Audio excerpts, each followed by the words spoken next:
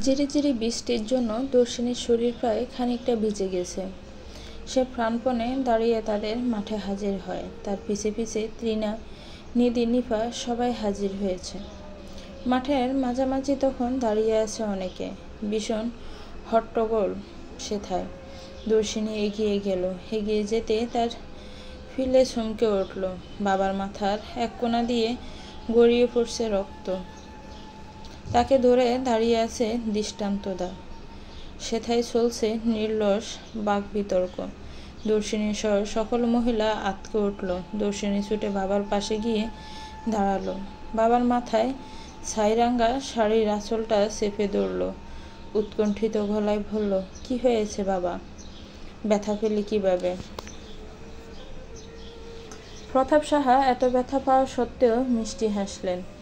শীতল কণ্ঠে বললেন, কিছু হয়নি মা, শান্ত হও। বাবা মেয়ের কথার মাঝে কেউ একজন হুঙ্কার দিয়ে উঠল, প্রতাপ, তবে তুমি কি এই জমিন ছাড়বে না? এটাই কি তোমার শেষ সিদ্ধান্ত? প্রতাপ সাহা মেয়ের থেকে দৃষ্টি ফিরিয়ে লোকটার দিকে তাকালেন। অদ্ভুত এক ধাম্বিক হাসি দিয়ে বললেন, আমি একবার যা বলি তা কখনোই বদলাই না। আমার না কথাটি আর হাঁ হবে না।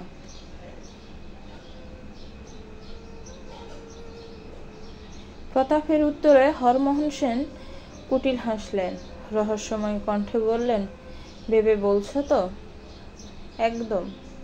প্রতাপের দ্বিধাহীন উত্তরে হরমোহন সেন হাসি প্রশান্ত হল। সে এবার দর্শিনীর দিকে অযাচিত দৃষ্টি নিবন্ধন করল।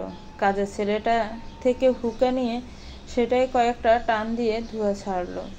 অতঃপর পাঞ্জাবির হাতা ঠিক করতে করতে দর্শিনীর উদ্দেশ্যে বলল, দেখেছেন তো মা, আপনার বাবা বড্ড অবুঝ সাজছে। সে বুঝেও বুঝছে না আমাকে রাগালে তার পরিণতি কিন্তু খারাপ হতে পারে। দর্শিনী এতক্ষণ চুপ থাকলেও এখন আর চুপ থাকতে পারল না। কণ্ঠে তার উত্তপ্ত তেজ নিয়ে বলল, ছোটবেলা থেকেই তো দেখে এসেছি এ জমি আমার বাবার। হুট করে আপনি চাইলে তো আমার বাবার সাদের জমি আপনাকে দিয়ে দিবে না, তাই না? এছাড়াও শুনেছি এ জমিতে নাকি আপনি তামাক চাষ করবেন। যেখানে তামাক ক্ষতিকর জিনিস, আমার বাবা তার জমিকে সন্তানের মতন মানে। সেই সন্তানের এমন নিকষ কালো ব্যবহার তো সে হতে দিবে না। আর না আমরা মেনে নিব এই অবমাননা। এতক্ষণ আপনি দৃষ্টান্তদার বাবা দেখে সম্মান করেছি, কিন্তু আপনি আপনার সম্মান রক্ষা করতে অক্ষম জ্যাঠামশাই। দুঃখের সাথে বলছি যে এ জমির আশা আপনি ছেড়ে দিন।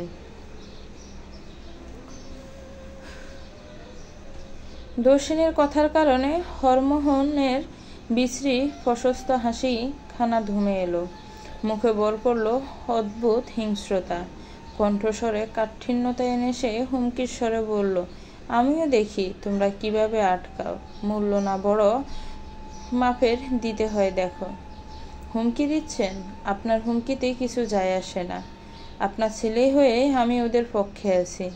আমিও দেখি আপনি কি করতে পারেন। আসলে আপনার ছেলে হিসেবে নিজেকে পরিচয় করাতেও আমার ঘৃণা লাগে। এই আপনার জন্য আমি দেশ ছেড়েছিলাম। আপনি একটা জঘন্য লোক। দৃষ্টান্তের কথায় কোনো রকমের প্রতিবাদ করল না লোকটা, বরং বেশ সরল কণ্ঠে বলল, বাড়িতে এসো তুমি। অন্যের ঝামেলায় নিজেকে জড়িও না। তুমি আমাকে বাবা হিসেবে না মানলেও আমি তোমাকে ছেলে মানি। গ্রামে এসে অন্য জায়গায় থাকছো, সেটা দৃষ্টিকটু লাগে। দৃষ্টান্ত ঘিন্ন দৃষ্টিতে বাবার দিকে তাকালো। হরমোহন তারা দলবল নিয়ে মাঠ ছাড়ল। ততক্ষণে সন্ধ্যা নেমেছে পরিবেশে, সাথে ধীরে ধীরে বাড়ছে বৃষ্টির প্রকোপ। হরমোহন চলে যেতে দৃষ্টান্ত মাথা নিচু করে প্রতাপ সাহার দিকে তাকিয়ে লজ্জিত কণ্ঠে বলল, আমাকে ক্ষমা করবেন কাকা। বাবা ধীরে ধীরে পিশাচে রূপান্তরিত হচ্ছে। আপনারা চাইলে মানহানির মামলা করতে পারেন। দৃষ্টান্তের কথায় প্রতাপ সাহা হাসলেন। ছেলেটার বাহুতে ছোট একটা ছড় দিয়ে বললেন, ছোট্ট একটা ব্যাপারে মানহানির মামলা করার দরকার নেই। আর তাছাড়া তোমারও লজ্জিত হওয়ার কিছু নেই। আমরা তোমাকে আমাদের ছেলে হিসেবেই দেখি। এবার চলো আমাদের বাড়ি। আমার কপালটা তো ব্যান্ডেজ করাতে হবে। বরাবরের মতন প্রতাপ সাহার আচরণে মুগ্ধ হলো দৃষ্টান্ত। মাথা জাকিয়ে সায় দিল বাড়ি যাওয়ার প্রস্তাবে। দর্শিনী টিনা আর দৃষ্টান্ত প্রতাপ সাহাকে আগলে ধরল। তার পিছে পিছে আসলো তার দুই ছেলে আর ছেলের বউ। নিস্তব্ধ ড্রয়িং রুমের মানুষগুলোর মাঝে বিধ্বস্ত অবস্থা। মায়া বিহঙ্গিনী চিঠিটা খুলে পড়া শুরু করলো।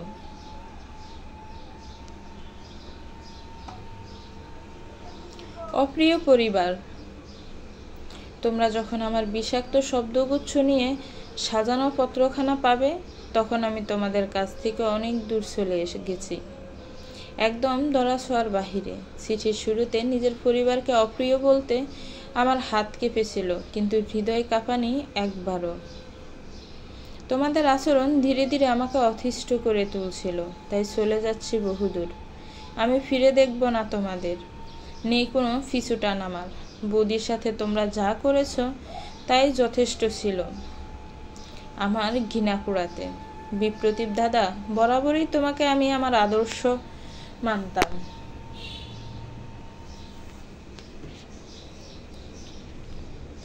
কিন্তু মানুষের আসল রূপ যে খোলসের আড়ালে থেকে যায় তোমাকে না দেখলে জানতামই না। বৌদিকে যখন তুমি এই বাড়িতে নিয়ে এসেছিলে, সেদিন থেকে আমি পৃথিবীর সেরা একজন বন্ধু পেয়েছিলাম, যা কালের গহ্বরে হারিয়ে গেছে তোমাদেরই কারণে। তুমুল স্বপ্ন চোখ নিয়ে যে মেয়েটা তোমাদের বাড়িতে পা দিয়েছিল, রংহীন জীবন নিয়ে সে মেয়েটা তোমাদের ভারী ছেড়েছে। দুজনেই মেডিকেলের একই ইয়ারের স্টুডেন্ট ছিলাম। আমি ঘরের মেয়ে বলে আমাকে পড়াশোনা করিয়ে ডাক্তার বানানোর পর্যায়ে এনে দিয়েছ, আর ও পরের মেয়ে বলে পায়ে চেপে হত্যা করেছ ওর স্বপ্ন। মেয়েটা অভিযোগ করেনি, সকাল বিকাল খেটে গিয়েছে অক্লান্ত, কেবল তোমাদের ভালোবাসা পাওয়ার জন্য। কিন্তু অভাগিনীর কি আর সে কপাল আছে? তুমি যেদিন নতুন বউ নিয়ে ঘরে ঢুকলে, সেদিন প্রথম মেয়েটা অভিযোগের ঝুলি খুলে বসেছিল, ঢেলে দিয়েছিল তার সকল ব্যথা। আমি সহ্য করতে পারছিলাম না মেয়েটার এমন বিধ্বস্ত অবস্থা। এরপর আর তার চোখে চোখ মেলাতে পারিনি। প্রিয় বান্ধবীর করুণ দশা দেখে গেছি দূর হতে। সে তো পরের মেয়ে, তোমরা হলে ঘরের লোক, কি বা আর করতে পারি? আর মা, তোমাকে সত্যিই আমার কিছু বলার নেই। আমার চোখের সবচেয়ে ভিন্ন মানুষ তুমি। একমাত্র তোমার কারণে আমাদের হাসি খুশি পরিবার মূর্ছা গেছে। শুধু তোমার অহেতুক ধম্বের কারণে জ্বলসে গেছে কতগুলো মানুষের সুর। খুব নতুন বউয়ের প্রয়োজন ছিল তোমার, তাই না? এসেছে তো তোমার নতুন বউ। আমি প্রার্থনা করি তোমার প্রতিটা সময় তুমি ঘুমড়ে ঘুমড়ে শেষ হও। প্রিয় বাবা, ক্ষমা করো আমায়। এই সব কিছুর মাঝে তোমার কোনো দোষ ছিল না। আদৌ কি তুমি একেবারেই নির্দোষ বাবা? অন্যায় যে করে আর অন্যায় যে সহ্য করে, তারা সমান দোষী, তাই তুমিও দোষী। তাও তো আমি প্রতিবাদ করেছিলাম, কিন্তু তুমি চুপ থাকতে সদা। মেয়েটাকে তো এত ভালোবাসতে, একটু ফাঁসে দাঁড়াতে পারলে না? তোমার একটা বুলি হয়তো বদলে দিতে পারতো সবটা। তবু আমি যেতে যেতে তোমায় দোষী করলাম বলে মন খারাপ করো না। তোমার সবচেয়ে বড় দোষ, তুমি অন্যায়ের প্রতিবাদ করতে জানোনি। অতঃপর মায়া, তোমাকে দেখলাম আর কতদিনই বা হলো। তুমি এভাবে না আসলেই হয়তো পারতে। যাই হোক, তুমি না এলে আমার গুণধর ভাই হয়তো অন্য কাউকে আনতো, তাই সম্পূর্ণ দোষ তোমাকে দেওয়া যায় না। কেবল এটুকু বলবো, আমার বাবাটাকে দেখে রেখো, আর কার কি করবে সেটা তোমার ব্যাপার।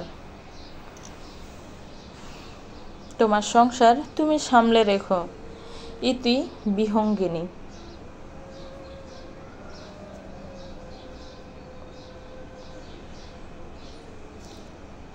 প্রতিটা সদস্য মাথা নিচু করে সবটা নীরবে শুনল। মোহনা আফসোস করতে করতে বলল, আমার মেয়েটাকে ওই মুখ ফুরিয়েই খেয়েছে। নিশ্চয়ই ওই কুমন্ত্রণা দিয়ে গিয়েছিল, না হয় আমার সাদাসিধা মেয়ে এমন করে। মায়া চিঠিটা বাজ করেছিল। শাশুড়ির কথা শুনে ভ্রু কুঁচকে যায় তার। তীক্ষ্ণ কণ্ঠে বলে, মানুষটা তো এখন আর আপনাদের সাথে থাকে না, তবু আপনারা ভালো হলেন না, তাকে এসবের মাঝে টানতে হবে কেন? একটু তো মানুষ হন।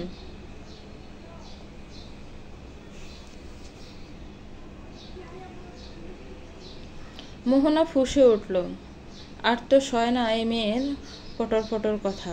মোহনা উঠে দাঁড়িয়ে দাঁত কিরমির করে যখন মায়ের গালে চড় দিতে যাবে, তখনই তার হাত ধরে ফেলে নিলয় কুমার, মানে তার স্বামী। মায়া হঠাৎ আক্রমণের চোখ মুখ খিচে বন্ধ করে ফেলে। মোহনা স্বামীর এমন আচরণে হা হয়ে যায়। অবাক কণ্ঠে দাঁত কিরমির করে বলে, হাত ছাড়ো আমার, তোমার সাহস কি করে হয় আমার হাত ধরার? হাত ছাড়ো।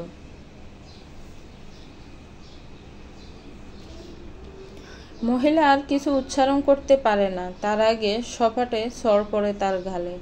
বিপ্রতীপ, মায়া, এমনকি মোহনাও স্তব্ধ, বিস্ফোরিত নয়নে তাকিয়ে রইল। নিলয় কুমার হাত মুঠো করে তাচ্ছিল্য হেসে বলল, এই ছড়টা কিছুদিন আগে মারলে আমার প্রিয়দর্শিনী থেকে যেত শেষ অবধি।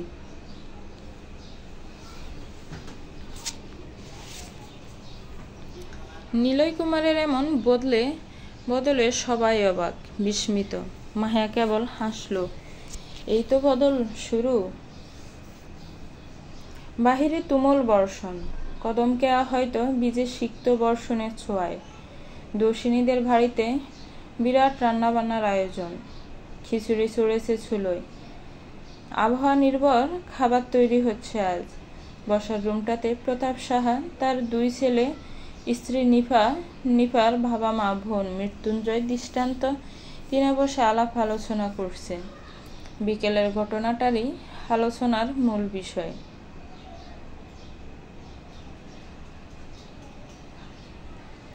রান্নাঘরে নিধি আর দর্শিনী রান্নার বন্দোবস্ত করছে। রাত হয়েছে, সাথে বিদ্যুৎ নেই। হারিকেনের আলোয় সারছে সব কাজ। বৃষ্টি পড়লে গ্রামাঞ্চলে বিদ্যুৎ থাকবে না, এটাই যেন নির্ধারিত। দৃষ্ট আর নিপার বোনের ছেলে আরেক জায়গায় বসে খেলছে। যে যার আলোচনায় যেন তুমুল ব্যস্ত। রান্নাবান্না শেষ হতে দর্শিনী বসার ঘরে সবাইকে খাবার বেড়ে দিচ্ছে। আলোচনার এক পর্যায়ে দর্শিনীর মা বলে উঠল, কি লাভ অত ঝামেলা করে? জমিটা দিয়ে দাও ওদেরকে, পরে যদি কোনো ক্ষতি করে। শাশুড়ির কথায় সায় জানালো নিধি। সেও শ্বশুরকে উদ্দেশ্য করে বলল, হ্যাঁ বাবা, শান্তিতে সবটা মিটমাট করে নেন না, পরে যদি কিছু করে।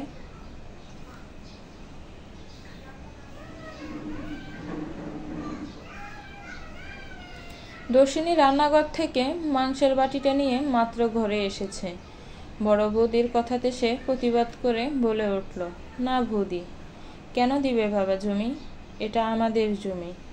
বাবার কত শখের জমি, এত সহজে তো দেওয়া যাবে না। দর্শিনীর মা দর্শিনীকে ধমক দিয়ে উঠল, চুপ কর, এত কথা তোকে কেউ জিজ্ঞেস করেছে নাকি? চিনিস না হরমোহন দাদাকে? উনি অনেক ভয়ঙ্কর।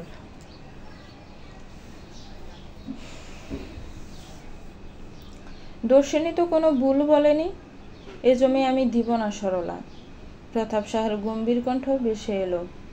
এরপর ফিন পতন নীরবতায় ছেয়ে গেল রুম। মৃত্যুঞ্জয় নীরবতা ঠেলে বলে উঠল, আপনারা কিছু ভাববেন না, দৃষ্টান্ত আর আমি আপনাদের সাথে আছি। কে কি করবে আমরা দেখব।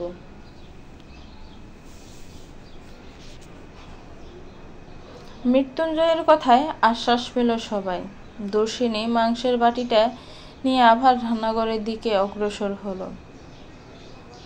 কিয়ৎক্ষণ পরে উঠোনে কারো পড়ে যাওয়ার শব্দ হলো। আঁতকে উঠল সবাই। তার মধ্যে দৃষ্টান্ত খাবার রেখে ছুট লাগালো উঠোনের দিকে। তার ভয়ে হাত পা কাঁপছে। মেয়েটা এই অবস্থায় পড়ে গেল না তো? 4 মাসের বেশি চলছে। এমন অবস্থায় এই বিপদ তো সর্বনাশ ডেকে আনবে।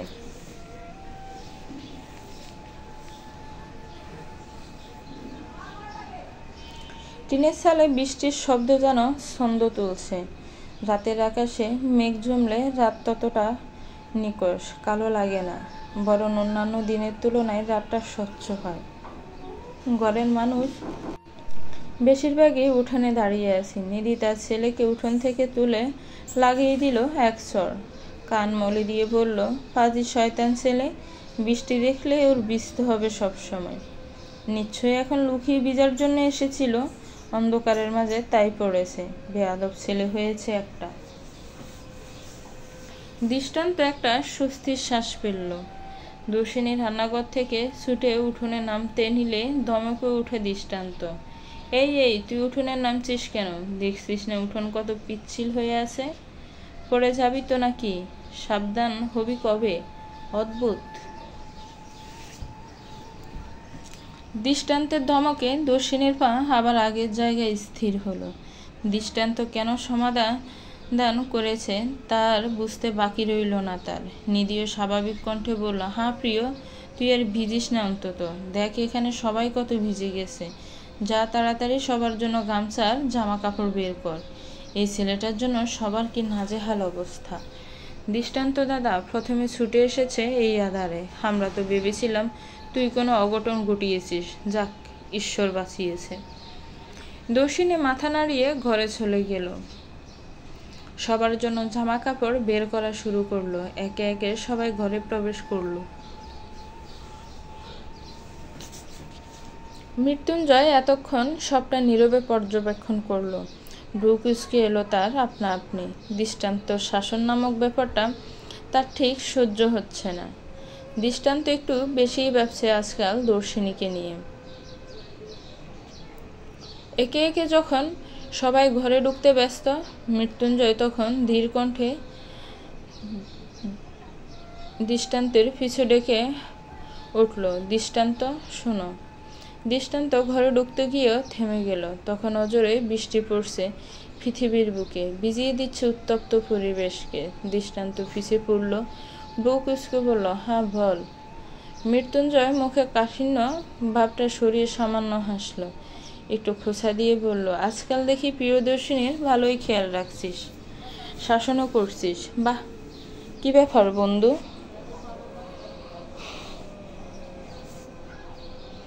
দৃষ্টান্ত মৃত্যুঞ্জয়ের কথা শুনে কতক্ষণ থম মেরে রইল। পরক্ষণে উচ্চ শব্দে হেসে উঠল, যেন সে মজার কিছু শুনে ফেলেছে। সেই হাসি ঠোঁটের কোণে বজায় রেখে ফিসলে কণ্ঠে বলল, আজকাল দেখি আমার শাসন দেখে কারো হৃদয় ফুঁড়ে, প্রতিহিংসারা জ্বলে ওঠে উদ্যমে হৃদয় আঙ্গিনায়। বাহ, কি ব্যাপার বন্ধু? মৃত্যুঞ্জয় যেন এটার জন্য প্রস্তুত ছিল না। খানিকটা থতমত খেয়ে যায় সে। নিজের বিব্রত পরিস্থিতি আড়াল করতে বলে উঠল, কি বলছিস এসব? তুমি যা বুঝেছ ভাই। দৃষ্টান্তের দুষ্টুমি মাখা কণ্ঠে হেসে ফেলে মৃত্যুঞ্জয়। যাক, তার বন্ধু যেহেতু তার মনের পরিস্থিতি বুঝে গেছে, তবে আর ভয় নেই, আর দ্বিধা নেই। প্রকৃতির সাথে শীতল হলো মানবের বক্ষ পিঞ্জিরা। যাক, এবার অন্তত মানবিতার। দৃষ্টান্ত কতক্ষণ পর হাসি থামল। কিছু একটা ভেবে অদ্ভুত কণ্ঠে বলল, মেয়েটাকে আগলে রাখবি তো সব সময়? আমার ওপর তোর ভরসা নেই? তোর উপর ভরসা আছে, কিন্তু দর্শিনীর ভাগ্যের উপর আমার ভরসা নেই। দৃষ্টান্তের কণ্ঠে কথায় কিছু একটা ছিল যা নাড়িয়ে দিল মৃত্যুঞ্জয়কে। সে ভেবে ভেবে অবাক হলো, দৃষ্টান্ত এতটা গভীর কথা কেন বলল। ততক্ষণে ভিতর থেকে তাদের ডাক এলো। দুজন নিজেদের ভাবনা ভাত দিয়ে ছুটে গেল ঘরের দিকে। তারা হয়তো দক্ষিণ দিকের জানালার দিকে তাকালে দেখতে পেত কেউ একজন তাদের কথা শুনেছে, অতি গোপনে, নীরবে।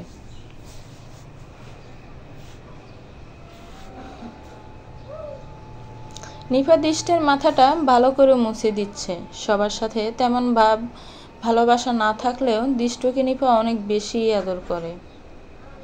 কারণ একটাই, বিয়ের এত গুলো বছর পরও তার কোল খালি, একটু মা ডাক শোনার হাহাকার তার হৃদয়ে জ্বলছে অনবরত। তাই সে দিষ্টুকে নিজের সন্তানের মতোই আদর করে। তার মধ্যে সকলের খাবার শেষ হলো। এখন কেবল নিধি আর দর্শিনী বাকি আছে। নিধি রান্নাঘর থেকে নিজেদের খাবারটা এনে সাজিয়ে রাখল। নিজের ছেলের পানে তাকিয়ে ধমকের স্বরে বলল, ওকে এত সোহাগ করার দরকার নেই নিপা, আদরে আদরে ভাত তৈরি হচ্ছে।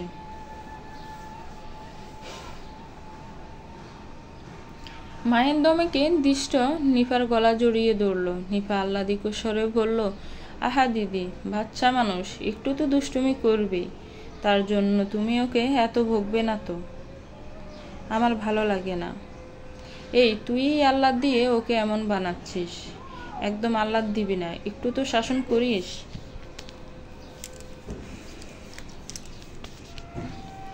যার কোল খালি তার শিশুদের প্রতি আহ্লাদ ছাড়া আর কিছু আসবে না দিদি। তুমি তো মা ডাক শুনতে পেরেছ, কিন্তু আমি পাইনি। আমি জানি কতটা তৃষ্ণা আমার হৃদয়ে, কতটা হাহাকার। তোমরা অনেক ভালো, তাই হয়তো দর্শিনীর মতন আমার দশা হয়নি। না হয় আমার ভাগ্য তো সেই একই পথে, সে আমি যতই দর্শিনীকে কথা শোনাই।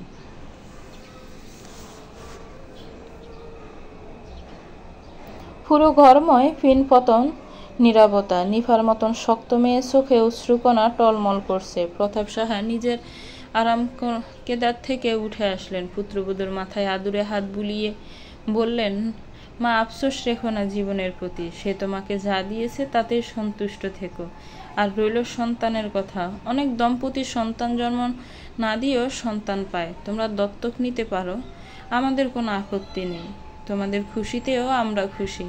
এতে একটা অনাথ বাচ্চা বাবা মা পাবে, আর তোমরা সন্তান। হ্যাঁ ছোট বউ, তোমরা চাইলেই সন্তান দত্তক নিতে পারো। অনাথ আশ্রমে কত অসহায় শিশুরা আছে, তাদের মাঝে একজনের সাদ হও তোমরা।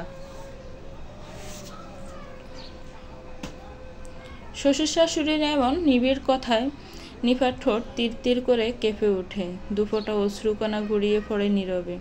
এতক্ষণ সবটা দর্শিনী চুপ করে শুনছিল। ইস, তাদের বাবা মায়ের মতন যদি তার শ্বশুরবাড়ি হতো, তাহলে বোধ হয় সংসারটা এভাবে দুলিশ্বাত হতো না।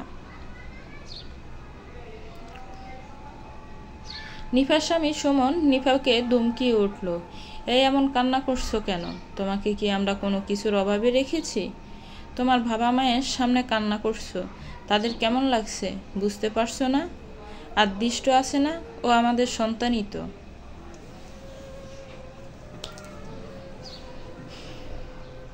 দেবরের কথাকে প্রশ্রয় দিয়ে নিধিও বলল, হারে নিপা, দিষ্ট কি তোদের সন্তান না?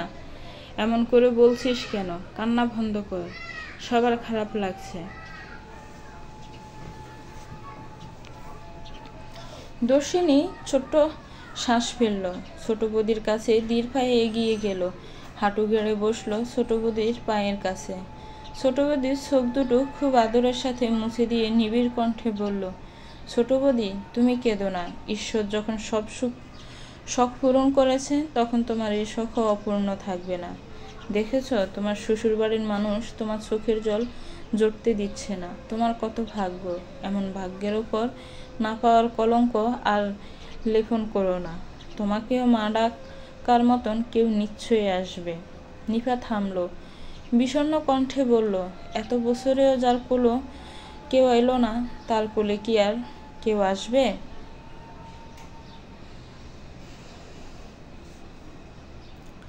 দর্শিনী মুচকি হাসল, আশ্বাসের স্বরে বলল, এই যে আমি কথা দিলাম, তুমি একদিন কাউকে কোলে পিঠে করে মানুষ করবে, দেখে নিও।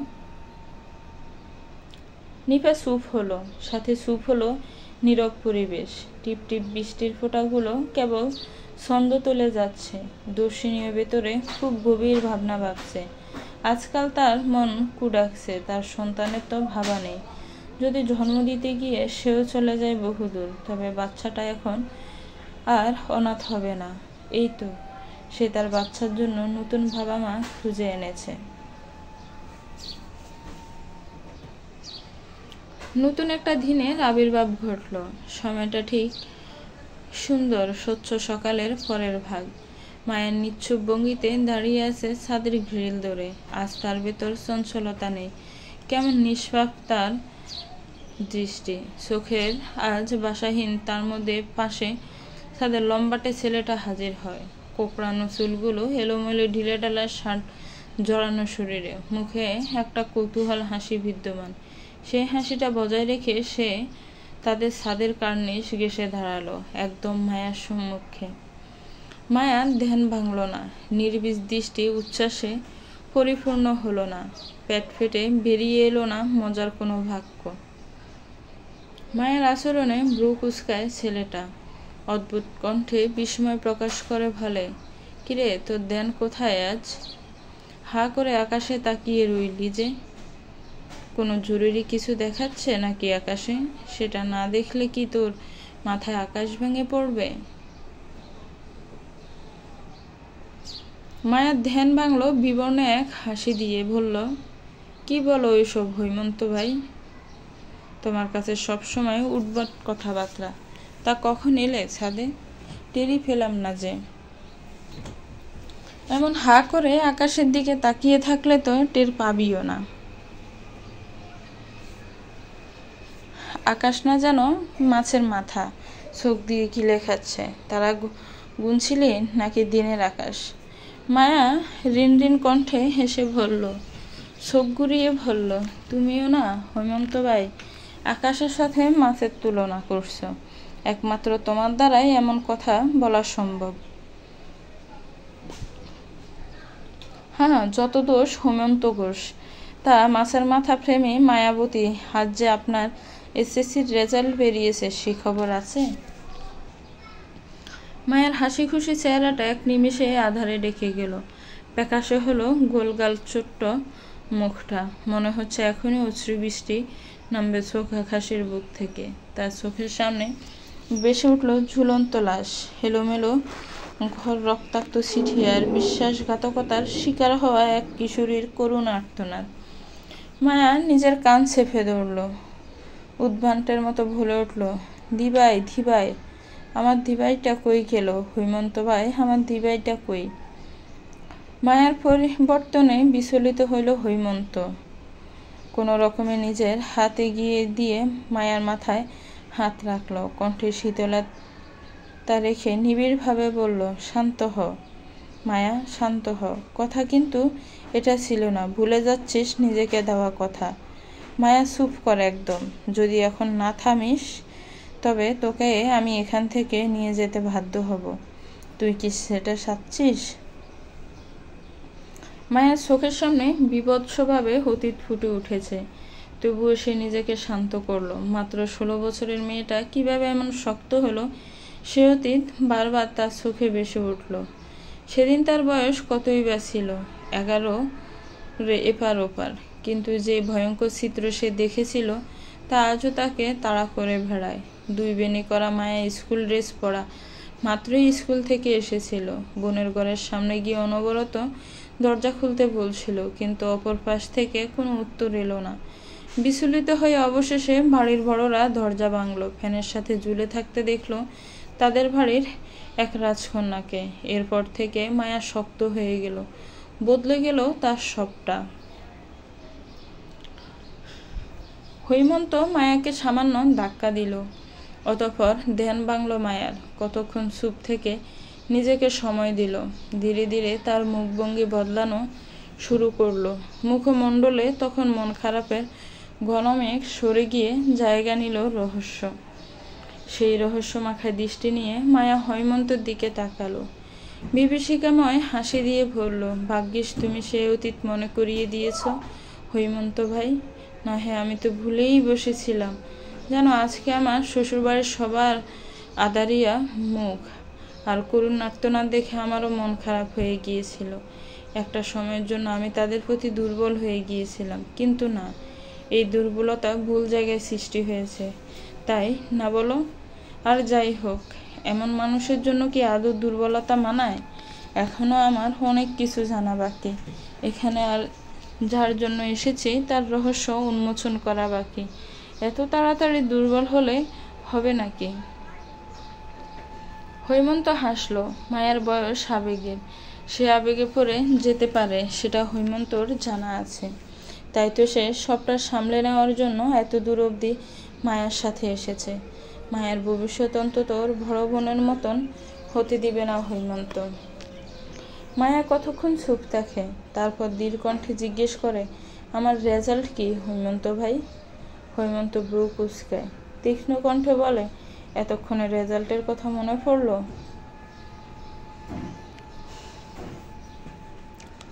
আর রেজাল্ট কী বা হবে বল? পড়াশোনা তো করতিস না ঠিক মতো, এখন রেজাল্ট কি হবে তা তুই আন্দাজ কর। মায়ের মুখটা শুকিয়ে ছোট্ট হয়ে গেল।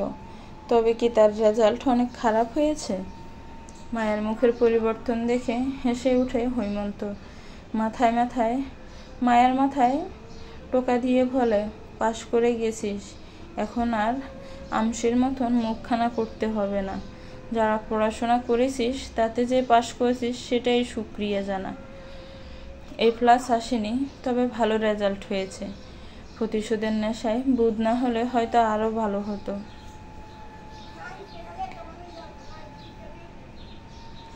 মায়া ইয়াহু বলে লাফিয়ে উঠল।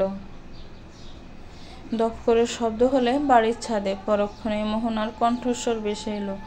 মায়া দ্রুত মুখ চেপে ধরল নিজের। হৈমন্ত চোখ রাঙিয়ে বিরক্তির স্বরে বলল, তুই আর মানুষ হবি না, যা নিচে যা, না হয় তোর ডাইনি শাশুড়ি ঝাড়ু মারবে তোকে, যা। মায়া আসছি বলে ছুট লাগালো। ছাদের দরজার কাছাকাছি আসতে হৈমন্ত আবার ডেকে উঠল, মায়া। মায়ার পা থামল, পিছু ঘুরে প্রশ্নাত্মক দৃষ্টিতে বলল, কি? শুভ জন্মদিন মায়াবতী। ষোড়শীর কন্যা সপ্তদশে পা রাখল অবশেষে। সে যে বিরাট দায়িত্ব মাথায় নিয়েছিস তা পূরণ করতে যেন পারিস, আশীর্বাদ রইল। আর হ্যাঁ, ওই বিপ্লবীর প্রতি দুর্বল হতে দিস না ছোট্ট মনটাকে, কষ্ট ছাড়া কিছুই পাবি না।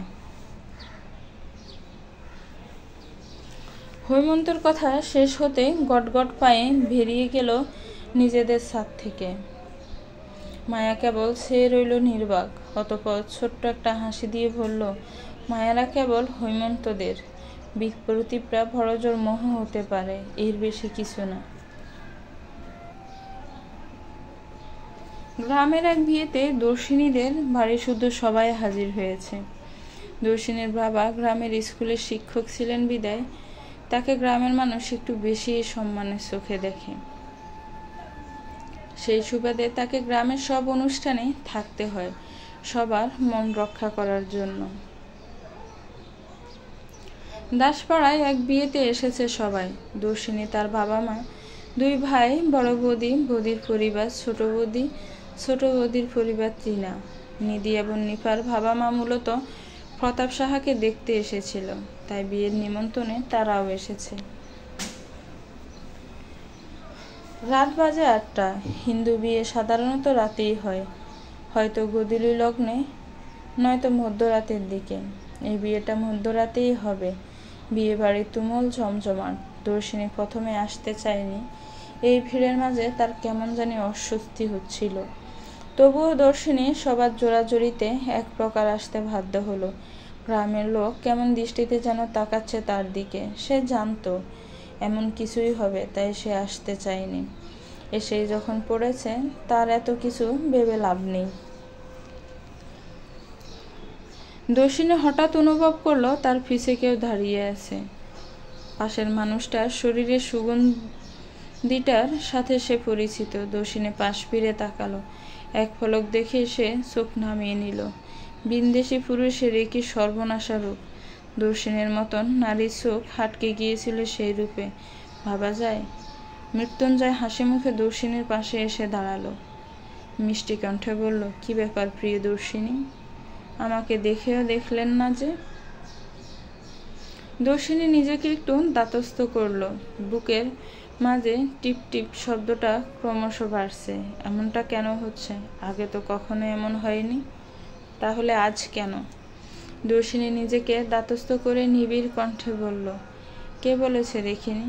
ভাবলাম আপনি এমনি দাঁড়িয়েছেন, তাই কিছু বলিনি। তা আপনাকেও নিমন্ত্রণ করেছে?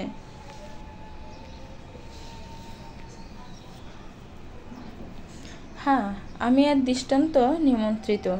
তা আপনাকে বকুল ফুলের মতো লাগছে আজ। শুভ্র শাড়িতেও কাউকে এত সুন্দর লাগে জানতাম না। দর্শিনী চুপ করে থাকে। এই পুরুষের সাথে আজ চোখ মিলিয়ে কথা বলা তার পক্ষে সম্ভব না। সে এতদিন এই বিন্দেশী মানবকে এতটা গভীরভাবে খেয়াল করেনি, কিন্তু আজ খেয়াল করতে জঙ্কার দিয়ে উঠল হৃদয়কোণ। ছেলেটার মাঝে বিদেশি একটা ভাব আছে। শরীরের রং, গঠন, সুদীর্ঘ দেহ, রাজকীয় ছলছলন যেন বলে দিচ্ছে সে বিন্দেশী। সব মিলিয়ে সুদর্শন পুরুষ বলা যায়। হঠাৎ এই দর্শিনীদের সামনে হাজির হয় হরমোহন সেন। কেমন কুৎসিত হেসে প্রতাপ সাহার উদ্দেশ্যে বললেন, নমস্কার প্রতাপ, পুরো পরিবার নিয়ে অনুষ্ঠানে এসেছো দেখে ভালো লাগলো। তা প্রতাপ, জমির ব্যাপারটা ভেবে দেখেছো তো? সবার হাসি হাসি মুখটা নিমিষে কালো হয়ে গেল। দৃষ্টান্ত তার মধ্যে সেখানে প্রবেশ করল। নিজের ভাবাকে তার দ্বিতীয় স্ত্রীর সাথে দেখে ঘৃণায় চোখ মুখ কুঁচকে ফেলল। প্রতাপ সাহা উত্তর দেওয়ার আগে প্রিয়দর্শিনী তার নিবিড় কণ্ঠে জঙ্কার তুলে বলল, জ্যাঠামশাই, আপনাকে তো কালই বলা হয়েছে এ ব্যাপারে, আর নতুন করে পুরনো কাসুন্দি গাড়ছেন কেন? ও জমি আমরা দেব না। এই মেয়ে, এই তুমি বড়দের কথার মাঝে কেন কথা বলছো? অলক্ষী মেয়ে ছেলে, নিজের সংসার খেয়ে বাপের ঘরে এসে উঠেছে, এখন বাপের কপালও পোড়াবে নিশ্চিত। হরমোহনের স্ত্রী রমলার কথায় দর্শিনীর মুখটা অপমানে ছোট হয়ে গেল। প্রতাপ শাহ মেয়ের অবস্থা বুঝে সেই মহিলার দিকে তাকিয়ে বললেন, প্রমাণ নিবেন বৌঠান? তা আজকাল আমি বাদে দেখছি সবাই আমার মেয়েকে নিয়ে এত ভাবছে, ব্যাপার কি? আপনার কোনো অধিকার নেই আমার মেয়েকে এসব বলার। রমলা কোনো ভুল বলেনি প্রতাপ, তোমার মেয়ে অতিরিক্ত ভেড়েছে, এর মাসুল না আবার দিতে হয় দেখো। এই যে বাড়ির বউরা, তোমাদেরও না আবার মাসুল দিতে হয় দেখো।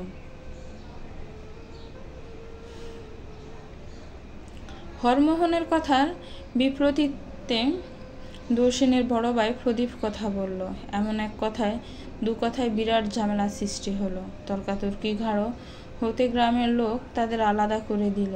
প্রতাপ সাহা বিচক্ষণ মানুষ, অন্যের অনুষ্ঠানে তার জন্য ঝামেলা হোক সে চায় না, তাই সে নিজেও চুপ হয়ে গেল। তর্কাতর্কির পর বিয়ের বাড়ি কিছুটা শান্ত হয়ে গেল। প্রতাপ সাহাদের ডাক পড়ল খাবার খাওয়ার জন্য। সবাই সেদিকে অগ্রসর হলো। মৃত্যুঞ্জয় ভাবল এবার তাকে কিছু করতে হবে।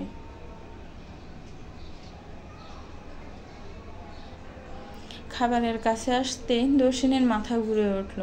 খাবারের ঘ্রাণে পেট মোচড় দিয়ে গড়গড় করে ভূমি করে দিল এক কোনায়। সবাই দর্শিনীর হঠাৎ অসুস্থতায় হতবাক। কি হলো মেয়েটার? সবাই ব্যতিব্যস্ত হয়ে উঠল। দর্শিনী সবাইকে শান্ত হতে বলল। মনে মনে কিছুটা ভয়ে পেল সবাই না আবার বুঝে যায়। সবাই যেখানে দর্শিনীকে নিয়ে ব্যস্ত, মৃত্যুঞ্জয় সেখানে নিশ্চুপ। সে দূর হতে দর্শিনীকে তীক্ষ্ণভাবে পর্যবেক্ষণ করল। সে কয়েকদিন যাবতই দর্শিনীকে খেয়াল করছে। কিছুতে একটা খটকা লাগছে তার। তার মস্তিষ্ক কিছু জানান দিচ্ছে, কিন্তু তার মন মানতে চাইছে না।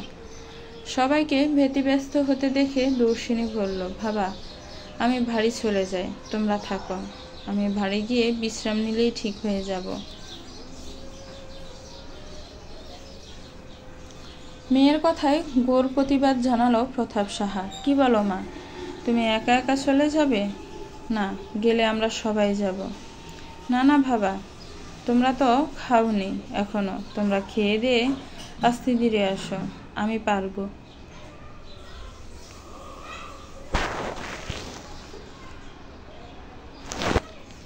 দর্শিনীর কথা শেষ হতে নিধি বলে উঠল, আমি যাচ্ছি তোর সাথে, চল।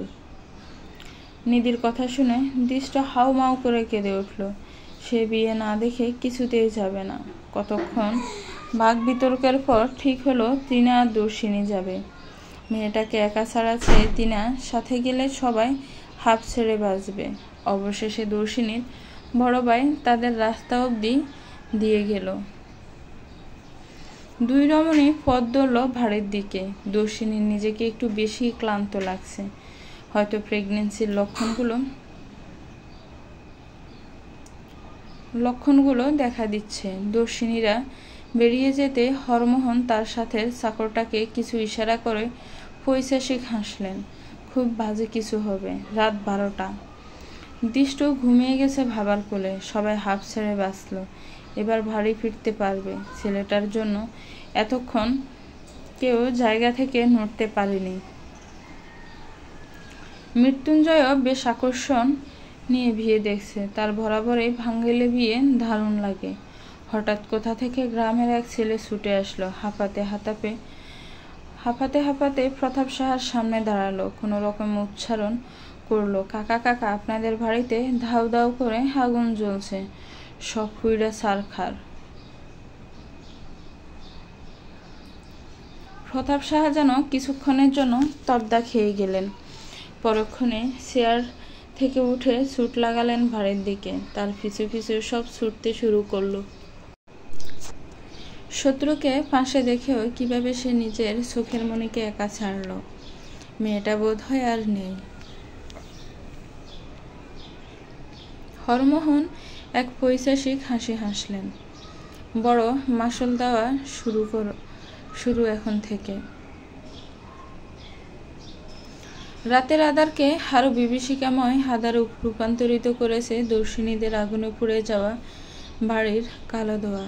পুরো গ্রামে মানুষ হাতে হারিকেন, মশাল, চার্জার লাইট, ফোনের ফ্ল্যাশ লাইট ইত্যাদি নিয়ে ভিড় জমিয়েছে দর্শিনীদের বাড়ির সামনে। এখনো ধাউ ধাউ করে আগুন জ্বলছে। বিকট শব্দে ঘরগুলো ভেঙে পড়ছে। কিছুক্ষণের ব্যবধানে বাড়িটা ধ্বংসস্তূপে পরিণত হয়েছে। প্রতাপ সাহা সাথে তার পুরো পরিবার ছুটে এসেছে মিনিট কয়েকের মাঝে। চোখের সামনে কষ্টে গড়ে তোলা বিরাট বাড়িটাকে জ্বলতে দেখে চিৎকার করে ওঠে দর্শিনীর মা সরলা। নিধি, নিপা সহ সবাই হাউ মাউ করে কেঁদে ওঠে। পরিবেশটা যেন মুহূর্তে ভয়াবহ রূপ ধারণ করল। প্রতীপ আর সুমন জ্বলন্ত ঘরটার দিকে জলভর্তি বালতি হামলা দিয়ে ছুট লাগালো।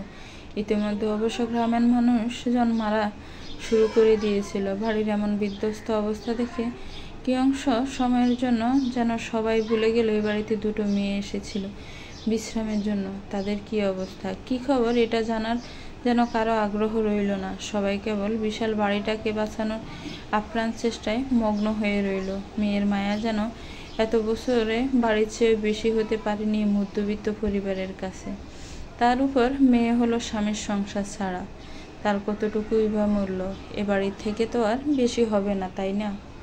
প্রতাপ সাহা মাথায় হাত দিয়ে যখন বিমূঢ় হয়ে চেয়ে রইলেন বাড়িটার দিকে, তখনই মৃত্যুঞ্জয় আর দৃষ্টান্ত ছুটে এলো। হাত পা তাদের অসম্ভব কাঁপছে। এত বিপদের মাঝে একমাত্র এই রক্তের সম্পর্ক ছাড়া ছেলেগুলো ঘরের ভেতর থাকা নারীদের কথা ভাবল।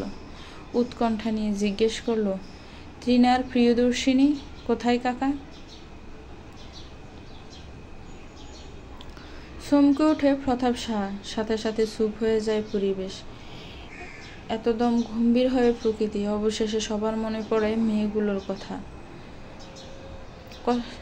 সত্যিই তো, মেয়েগুলো কোথায় গেল? পুড়ে যাওয়া বাড়িটায় জল ছড়াছড়ির কারণে বাড়ির সামনে কিছু মাটি কাদায় পরিপূর্ণ হলো। প্রতাপ সাহা কাদার কথা চিন্তা করলেন না, ধ্যান দিলেন না সেদিকে। কেমন পাথরের মতো বসে গেলেন সেখানটায়। কাটখাট জবাবে বললেন, মেয়েগুলো কি আর বেঁচে আছে? এই বিশাল বাড়িটারই এই অবস্থা। ছোট ছোট মেয়েগুলোর তাহলে কতটা বিভৎস অবস্থা হয়েছে। অথচ আমি মেয়েগুলোর কথা না ভেবে এতক্ষণ বাড়ির মায়ায় আচ্ছন্ন ছিলাম। কি পাষণ্ড মানুষ আমি, তাই না?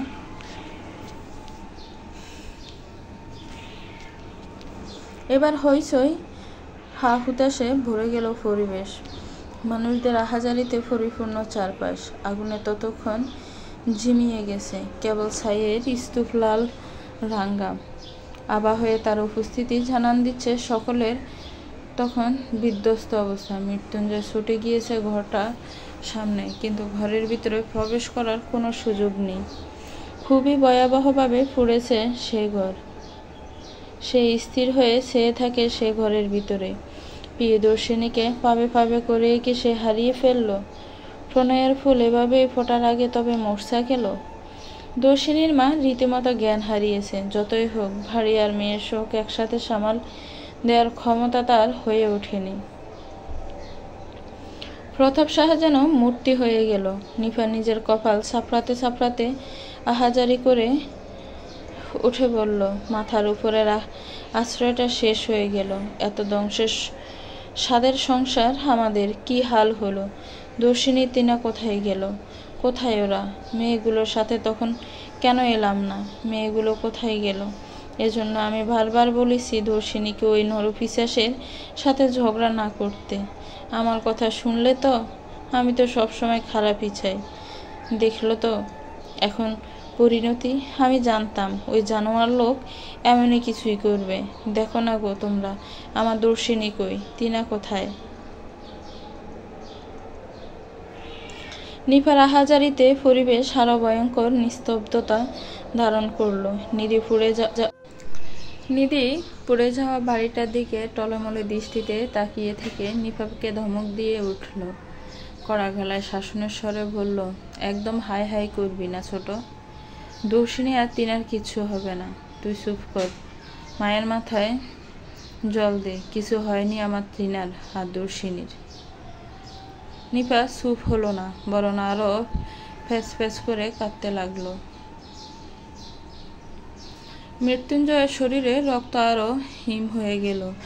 সে আর দাঁড়ালো না, ছুটে পুড়ে যাওয়া ঘরটার ভিতর ছুটে গেল। বাড়িটা খুব অচল অবস্থায় টিকে আছে।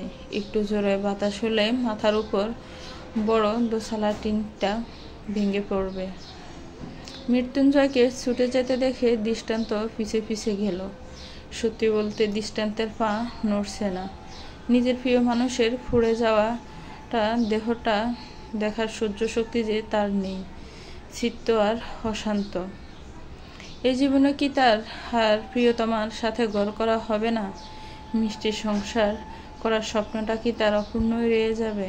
আর দর্শিনীর বাচ্চাটা, সেই বাচ্চাটা পৃথিবী না দেখতে এমন বিভৎসতার শিকার হয়ে পৃথিবী ছাড়বে? সৃষ্টিকর্তা এটা কঠোর কেন হলেন? এত এত মানুষের জিয়ে রাখা স্বপ্নগুলো আমরণ নির্বাসনে না পাঠালে কি খুব বড় ক্ষতি হয়ে যেত? প্রদীপ নিজের ভাবাকে ধরে দাঁড়িয়ে আছেন। সুমনের চোখে টলমল করছে জল। নিপা কাঁদছে, নিধি কাঁদছে। সরলা তখনও মাটিতে টান টান হয়ে মলিনভাবে পড়ে আছে। মৃত্যুঞ্জয়ের দৃষ্টান্ত যেমন হন্ততন্ত হয়ে ঘরে ছুটে গেল, তেমন হন্ততন্ত হয়ে ঘর থেকে বেরিয়ে এলো। দরদরিয়ে ঘামছে তাদের শরীর। শরীরে শিরধারা বেয়ে গড়িয়ে পড়ছে সে ঘাম। তাদের শরীরের শিরায় উপশিরায় তখন ছড়িয়ে পড়েছে আতঙ্ক। ব্যর্থ তাদের মুখমণ্ডল।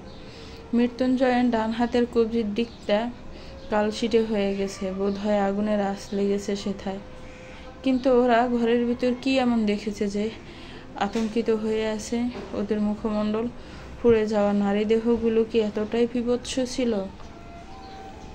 মৃত্যুঞ্জয়কে দেখে মূর্তির ন্যায় দাঁড়িয়ে থাকা প্রতাপ কথা বলে উঠল। যান্ত্রিক মানবের মতন গুটি শব্দ উচ্চারণ করে বলল, মেয়েগুলো আর নেই, তাই না? দৃষ্টান্ত আর মৃত্যুঞ্জয় নিজেদের দিকে মুখ চাওয়াচাই করলো। অতঃপর ফ্যাকাশে মুখ চোখ কুঁচকে বলল, ওরা তো ঘরে নেই। ঘরের কোথাও ওদের পাইনি। ওদের কোনো চিহ্ন নেই ঘরে। ওদের কথায় যেন নীরব বিস্ফোরণ ঘটল। ৩-৪ ঘন্টা আগে মেয়ে দুটো বাড়িতে এসেছিল, অথচ ওরা বলছে মেয়ে দুটো ঘরে নেই। তবে কোথায় গেল ওরা? নাকি ওরা বাড়িতেই আসতে পারেনি? আরো বিভৎস কিছু কি তবে হয়েছে ওদের সাথে? ভয়ে উপস্থিত সকলের কলিজা শুকিয়ে কাঠ হয়ে গেল। অনাকাঙ্ক্ষিত ভয়ে গুটিয়ে গেল হৃৎপিণ্ড। জলজান্ত মেয়েগুলো গেল কোথায়? বিহঙ্গিনী যাওয়ার পর নির্বীজ হওয়া বাড়িটা আর জেগে উঠল না, কিন্তু মোহনার হিংস্রতা দ্বিগুণ বাড়ল যেন। একটু আগের ঘটনা, সন্ধ্যাবেলা মায়া লুচি বেলছিল আর মোহনা বাজছিল, সেটা ডুবন্ত তেলে বিকেলের নাস্তা তৈরি করছিল বউ শাশুড়ি।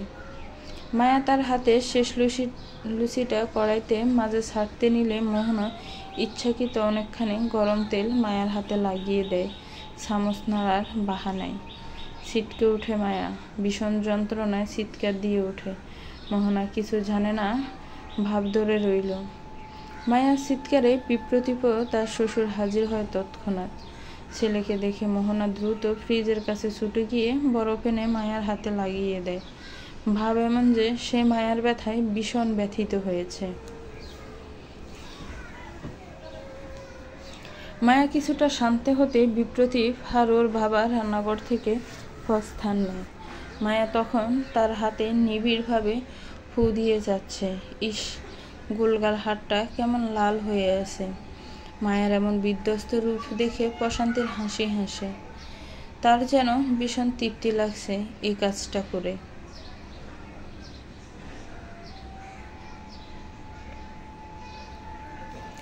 মায়া তার হাতের দিকে তাকিয়ে বাঁকা হেসে বলল, আমি প্রিয়দর্শিনী বা সদ্য আবেগে ফাঁ দেওয়া কোনো নুনির কন্যা না। কি ভেবেছেন এমন করলেই আমি চলে যাব? কখনোই না। আগে আমি আপনার আরেক গুণধর ছেলের সন্ধান জানব, তারপর আপনাদের সমাপ্তি টেনে বিদায় নেব। একটা নতুন পানসে ফিকে ভোরের আগমন, চারদিকে কেমন নিষ্প্রাণতা, নিস্তব্ধতা। একটি পরিবার তাদের অসহায়ত্ব নিয়ে বসে আছে নিজেদের ফুরে যাওয়া প্রিয় বাড়িটার কাছে। আকাশে বাতাসে বেশি বেড়াচ্ছে ধনীদের দানবীয়তার নিদারুণ চিত্ত, কিন্তু কেউ প্রতিবাদ করছে না, ফিরে তাকাচ্ছে না সেই দিকে, যেন ধনীরা এমনভাবে তাদের ক্ষমতা দিয়ে ফিসে যাবে চিরকাল। এটাই যেন অনিবার্য রীতিনীতি। পুরো একটা রাত হন্য হয়ে খোঁজ চলল দুই রমণীর, কিন্তু কোথাও তারা নেই।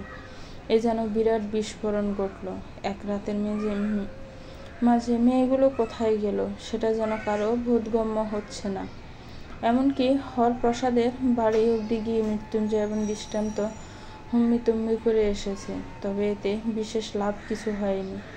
প্রতাপ সাহা তার মলিন মুখ নিয়ে সেই কাদামাটিতেই ঠায় বসে আছেন। সরলা সারা রাত কেবল আহাজারি করে গেছেন। বাড়ির প্রতিটি মানুষ বর্তমানে ক্লান্ত, পরিশান্ত। একটা নির্ঘুম রাত কি ভীষণ যন্ত্রণায় তারা কাটিয়েছে সেটা যেন বলে বোঝানো সম্ভব না।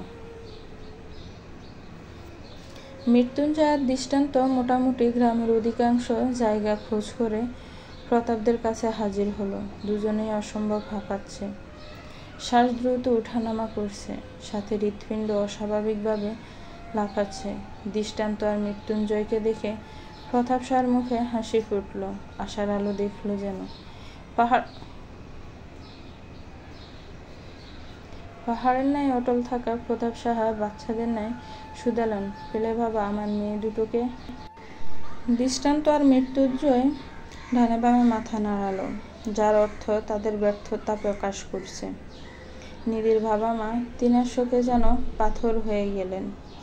তারা কোনো রকমের কথা বলছেন না, কেবল প্যাল দৃষ্টিতে তাকিয়ে আছে ভালো কিছুর আশায়। গ্রামবাসীদের মধ্যে অনেকেই থেকে গেছে প্রতাপ সাহাদের সাথে, যতই হোক তারা প্রতিবেশী। একজনের বিপদে চলে যাওয়াটা যেন মানানসই মনে হচ্ছে না। আবার হতে পারে হয়তো তারা দর্শিনী আর তিনার সম্বন্ধে আরও কোনো চাঞ্চল্যকর খবরের আশায় দাঁড়িয়ে আছে। মানুষের মন বোঝা আজকাল বড্ড কঠিন হয়েছে যে দাঁড়িয়েছে। সবার বিষণ্ণতার পাহাড় সরিয়ে একরাশ বিস্ময় এনে দিয়ে রিনরিনে এক নারী কণ্ঠ বলে উঠল, বাবা তোমরা এখানে কেন বসে আছো? এ কি অবস্থা তোমাদের? সবার বিস্ময় যেন চূড়ান্ত পর্যায়ে পৌঁছে গেল। কতক্ষণ তাজ্জব বনে তাকিয়ে রইল তারা মেয়ে দুটোর দিকে। মেয়েগুলোর মুখখানা কেমন কোমল মলিন হয়ে আছে। প্রতাপ সাহা ত্বরিত গতিতে উঠে দাঁড়ালেন, তার সাথে সাথে যেন উপস্থিত সবার ঝিমিয়ে থাকা শক্তিটা জেগে উঠল। নিধি এসে নিজের বোনটাকে জড়িয়ে ধরল। প্রতিবেশে দর্শিনীর বাহু আগলে ধরল। সবার মনে ছাপা কৌতূহল, বিস্ময় যেন উপচে পড়ছে। দর্শিনী তার বাবাকে কিছু বলতে যাবে, তার আগে নিজের মায়ের দিকে চোখ যায়। মায়ের সুন্দর সুশ্রী মুখটুকু কেমন কোমল হয়ে আছে। দর্শিনী অবাক চোখে মায়ের দিকে তাকিয়ে বলল, মা, তোমার কি হয়েছে? এমন দেখাচ্ছে কেন? তোমরা কি মাত্র ফিরলে? বাড়ি না গিয়ে রাস্তায় কি করছো? দর্শিনীর মা নিষ্পলক মেয়ের দিকে তাকিয়ে রইলেন। অতঃপর কাট কাট কণ্ঠে বললেন, কোথায় ছিলি তুই সারা রাত? এবার তিনি এগিয়ে এলো, উচ্ছ্বসিত কণ্ঠে বলল, জানো আন্টি, কালকে রাতে কি হয়েছে?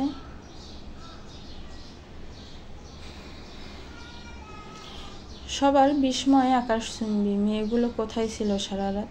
তাছাড়া ওদের এত হাসি হাসি মুখই বা কেন? মৃত্যুঞ্জয় এবার তাদের পাশে এসে দাঁড়ালো। এতক্ষণে যেন তার দেহ স্থির হয়েছে। ছোট্ট একটা শ্বাস ফেলে বলল, কোথায় ছিলেন দুজন সারা রাত?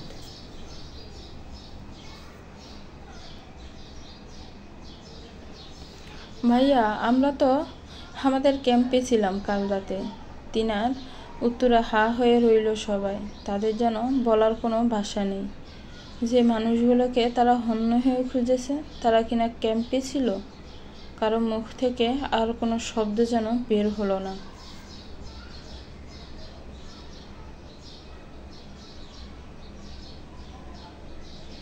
এবার মূর্তির ন্যায় প্রতাপ শাহ উঠে দাঁড়ালো। নিজের মেয়ের সামনে গিয়ে কতক্ষণ প্রাণ ভরে দেখলো মেয়েটাকে কাল রাতে দেখতে না পেয়ে কলিজাটা কেমন হাহাকার করে উঠেছিল। মনে হয়েছিল এই বিশাল সংসারে কেউ নেই তার, যার মাঝে নিজের মায়ের প্রতিচ্ছবি দেখত। সেই মেয়েটাকেও সে রক্ষা করতে পারল না। এক মুহূর্তের জন্য মনে হয়েছিল বেঁচে থাকাটাই বৃথা হয়ে গেছে। বাবা মানে যেখানে বটবৃক্ষ, সেখানে বাবাই মেয়ের বিপদের ডাল হতে পারেনি। এর চেয়ে বেশি অসহায়তার কিছুতে নেই। কিন্তু এখন আত্মার শান্তি মিলছে মেয়েকে অক্ষত দেখে। প্রতাপ সাহার সময় ব্যয় না করে দর্শিনীকে জড়িয়ে ধরলেন। হিমালয়ের মতন শক্ত অটল বাবা বাচ্চাদের মতন কেঁদে দিলেন। মেয়েকে যেন বুকের সবটুকু উষ্ণতা ঢেলে দিলেন। মেয়ের মাথায় হাত বুলিয়ে অনবরত বললেন, মা, তুমি ঠিক আছো? তোমাকে ঈশ্বর ঠিক রেখেছে। এর চেয়ে খুশির খবর আমার কাছে নেই। দর্শিনী থমকালো। বুঝ হওয়ার পর থেকে বাবাকে সে কখনো কান্না করতে দেখেনি। তবে আজ বাবা কাঁদছে কেন? দর্শিনী ব্যতিব্যস্ত হয়ে বাবার চোখের অশ্রুগুলো যত্নে মুছে দিল। হাদুরে কণ্ঠে বলল, বাবা, কাঁদছো কেন? আমাদের জন্য চিন্তা করছিলে বুঝি? আমার ফোনে চার্জ ছিল না, আর তিনার ফোনটা জলে পড়ে নষ্ট হয়ে গিয়েছে। তাই তো তোমাদের জানাতে পারিনি আমরা যে ক্যাম্পে।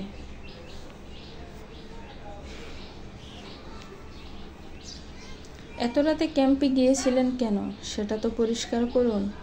মৃত্যুঞ্জয়ের প্রশ্নে দর্শিনী তার দিকে ঘুরে তাকালো। শীতল কণ্ঠে বলল, কাল বাড়ি ফেরার পথে ক্যাম্প থেকে আমার ফোনে কল আসে। কোনো জরুরি রুগী নাকি এসেছে সেখানে, তাড়াতাড়ি যেতে হবে। আমি আর তিনা আর কিছু না ভেবে সেখানে ছুট লাগাই। সেখানে গিয়ে দেখি পাশের গ্রামেরই এক বউয়ের ফেন উঠেছে। বাচ্চা প্রসবের সময় হয়েছে। তিনা তখন দিক বেদিক বলে দৃষ্টান্ত দাদাকে কল লাগায়, কিন্তু ফোন বন্ধ ছিল। আপনার নাম্বার জানা নেই ওর।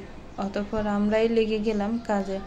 সারা রাতের চেষ্টার পর ভোর রাতের দিকে তার একটি ছেলে সন্তান জন্ম নেয়। আর শান্তির কথা এটা যে তারা দুজনেই সুস্থ আছে। দর্শিনীর সাথে সাথে সবাই একটা স্বস্তির শ্বাস ফেলল। তার মধ্যে সরলা ছুটে এসে ছড় লাগালো মেয়ের গালে। একটা ছড় দিয়ে ক্ষান্ত হয়নি সে, পরপর আরেকটা ছড়ও দিল। অতঃপর চুলের গোছা ধরে টান দিয়ে রণচণ্ডী রূপে বলল, তুই মরলি কেন মুখফুরি? তুই মরলে আমরা শান্তি পেতাম। কাল সারাটা রাত আমাদের তো বেঁচে থেকেও মেরে ফেলেছিলি, আর এখন এসে কাহিনী শোনাস? দর্শিনী মায়ের এমন আক্রোশ যেন মেনে নিতে পারল না। বিস্ময়ে হা হয়ে রইল মুখটা।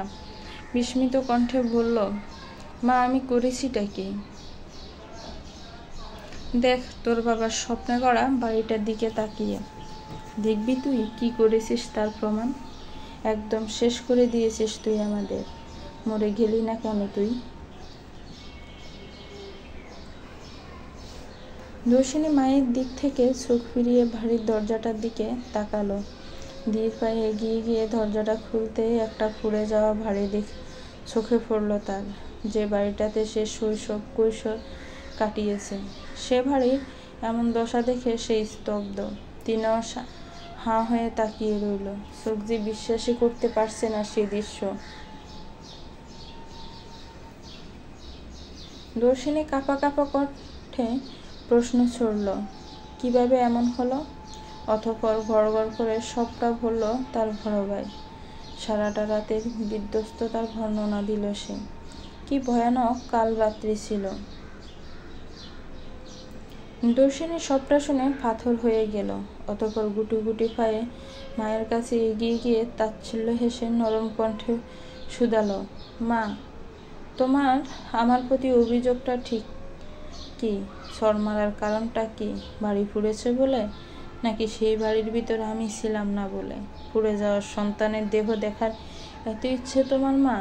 আফসোস নেই, হয়তো খুব শীঘ্রই দেখবে। যতই হোক, মায়ের অভিশাপ নিয়ে কি আর বেশি দিন বেঁচে থাকা যায়? সরলা মেয়ের কথায় সরলা থমকে গেল। মেয়ে কি ভুল কিছু বলেছে? গল্পটা কেমন লেগেছে একটি কমেন্টস করে জানাবেন। গল্পটা ভালো লাগলে একটি কমেন্টস করবেন। গল্পটিকে একটি লাইক করবেন। গল্পটার পরবর্তী পার্ট খুব শীঘ্রই আসবে। আর আমার চ্যানেলটাকে প্লিজ সাবস্ক্রাইব করবেন। যারা অলরেডি সাবস্ক্রাইব করে রেখেছেন তাদেরকে অসংখ্য ধন্যবাদ। আসসালামু আলাইকুম।